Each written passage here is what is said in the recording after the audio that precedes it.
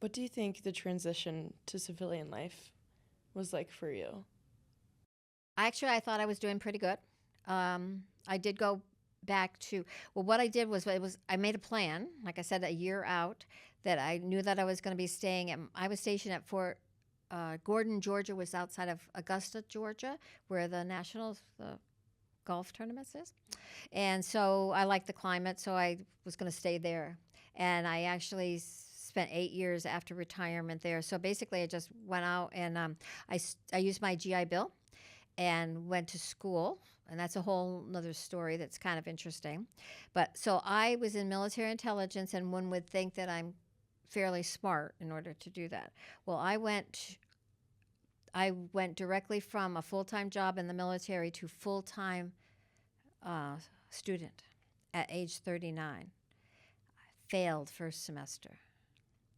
The, so the big difference is when you have college in the military, you do part time 1 or 2 college classes. You'll never get a degree, but anyway, but they let you to take this. So I was able to handle that, or it didn't. This problem didn't show up. So what happened was they said something's very wrong here. They tested me, and it turned out I had a learning disability from a closed head injury. So, in other words, it's a TBI. Oh, I'm sorry, traumatic brain injury. So, but it wasn't lacerated. So there's some speculation where it came from. I did not read and write at the level that I should be. Reading comprehension. For instance, I'm talking to you now and I sound literate. But if I was to take, in fact, I did. In order for prepping, I have a 13-page document that probably took me 6 weeks to write because the written communication is it's a deviation. It's like there's a score, like a Bell score. Say you have your IQ mine's like 123 or something. But when I first got tested, I had probably a 7th grade reading level.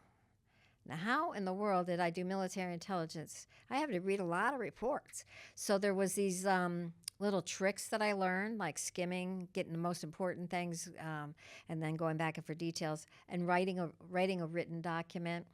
So it was a godsend in that I always knew there was something that wasn't. I didn't learn like other people, right?